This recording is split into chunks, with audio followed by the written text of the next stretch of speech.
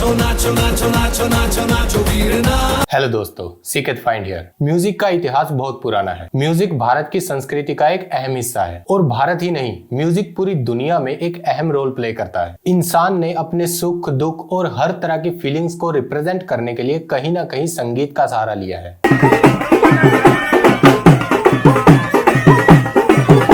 भारत में तो ये भी मानते हैं कि संगीत से आप भगवान भी पा सकते हो, लेकिन क्या इस म्यूजिक से सच में आप भगवान को पा सकते हो? मुझे ऐसा नहीं लगता। लेकिन मैं कौन होता हूँ कमी निकालने वाला, जब मिलियंस ऑफ यूथ को आज के टाइम पे इस तरह का म्यूजिक पसंद है तो। लेकिन मैं अकेला नहीं हूँ जिसको ऐसा लगता है। इंडिया में क्लासिक म्यूजिक सुना जाता था। स्पेशली दो तरह का म्यूजिक होता था, हिंदुस्तानी म्यूजिक और कन्नड़ा म्यूजिक। हिंदुस्तानी म्यूजिक स्पेशली नॉर्थ साइड पे सुना जाता था और कन्नड़ा म्यूजिक साउथ साइड पे सुना जाता था। और वो म्यूजिक भी किसी स्पेशल ओकेजन्स पे ही चलता था, लाइक जैसे कि शादियों में या फिर धार्मिक जगहों पर भजन कीर्तन करते हुए। लेकिन फिर 1930 में बॉलीवुड ने फिल्मों में म्यूजिक को ऐड कर दिया और यहाँ से म्यूजिक पर एक्सपेरिमेंट स्टार्ट हो गए। बॉलीवुड ने भारत को बहुत अच्छे अच्छे गाने दिए, लाइक जैसे कि 1965 में बनी दोस्ती मूवी। उस पिक्चर में क्वालिटी ऑफ म्यूजिक और लिरिक्स इतने अच्छे थे कि आज भी कोई उस लेवल को टच नहीं कर पाता। चाहूंगा मैं तुझे। उस मूवी का म्यूजिक बनाया था लक्ष्मीकांत प्यारेलाल ने और सिंगर थे मोहम्मद रफी और लता मंगेशकर। आर.डी. बर्मन के बारे में आप जानते ही होंगे, उन्होंने भी बहुत अच्छे अच्छे गाने बनाए। फिर दौर आया बप्पी लहरी और अनु मलिक का, उन्होंने भी बॉलीवुड को बहुत अच्छे अच्छे गाने दिए। और सिंगर जैसे कि अलका याग्निक, सोनू निगम, उदित नारायण, कुमार सानू, इन्होंने अपने टाइम पर एक ऐसी छाप छोड़ी है जिसकी वजह से आप उनके गाने आज भी सुन सकते हो। श्रेया घोषाल ने 2007 में ये गाना गाया था जिसे आप आज भी सुन सकते हो, मेरे ढोलना। लेकिन जो आज के टाइम पर गाने बन रहे हैं वो कुछ ऐसे हैं।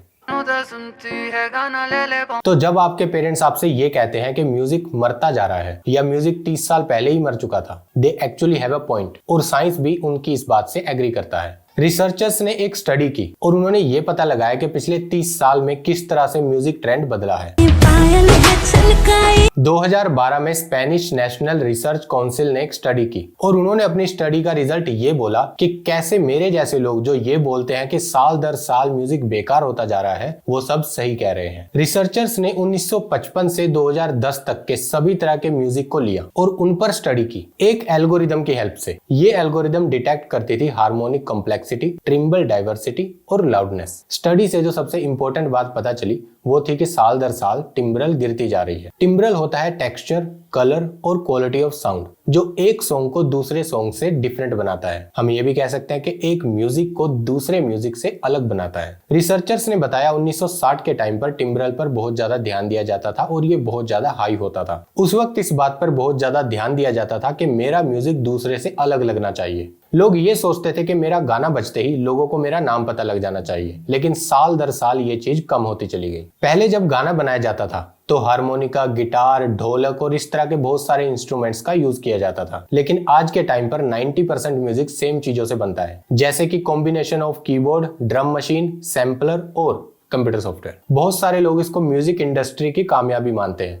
बट ये क्रिएटिविटी के लिए बहुत बड़ी प्रॉब्लम है जो म्यूजिक की ओरिजिनलिटी को खत्म कर रही है और इसी की वजह से ज्यादातर म्यूजिक सेम लगता है। आप एक काम कीजिए, आप कम से कम 50 गाने सुनिए, उनमें से 40 गानों का म्यूजिक आपको सेम लगेगा। तो ऐसा क्यों हो रहा है? आंसर है फेमिलियरिटी। हमारे दिमाग को फेमिलियरिटी अच्छी लगती है। जितना उसको सेम म्यूजिक सुनाया जाता है उतना उसको अच्छा महसूस होता है और इसी फेमिलियरिटी की वजह से म्यूजिक इंडस्ट्री यूजर की चॉइस को समझ पाती है और गानों का फ्यूचर भी प्रेडिक्ट कर पाती है। तो आज के टाइम पर सिंगर और म्यूजिक इंडस्ट्री क्या कर रही है, वो आपको बोलते हैं, हे ये गाना सुनो, लेकिन डोंट वरी, ये आपको अच्छा ही लगेगा क्योंकि ये आप पहले भी बहुत बार सुन चुके हो। अब ये तो बात रही म्यूजिक की। What about lyrics? Sorry but वहां भी आपके लिए बैड न्यूज है। लास्ट 10 साल के जो टॉप गाने थे उन पर भी एक रिसर्च की गई। उसके लिए उन्होंने FK रीडेबिलिटी इंडेक्स नाम की एक एल्गोरिदम का यूज किया। ये FK को प्रोनाउंस करना मेरे लिए थोड़ा सा मुश्किल हो रहा था तो मैं उसका नाम नीचे लिख के दे दूंगा। ये एल्गोरिदम ये देखती थी कि गानों को पढ़ना और समझना कितना मुश्किल है उसके लिए, क्वालिटी ऑफ राइटिंग को समझने के लिए। लेकिन सबके लिरिक्स एक जैसे होने की वजह से उसको कोई भी डिफिकल्टी नहीं हुई और उसका रिजल्ट था ये। पिछले 10 साल में क्वालिटी ऑफ लिरिक्स बहुत तेजी से नीचे गिरी है। तो आज के टाइम पे जो आपके फेवरेट सिंगर हैं, लाइक जैसे कि नेहा कक्कड़,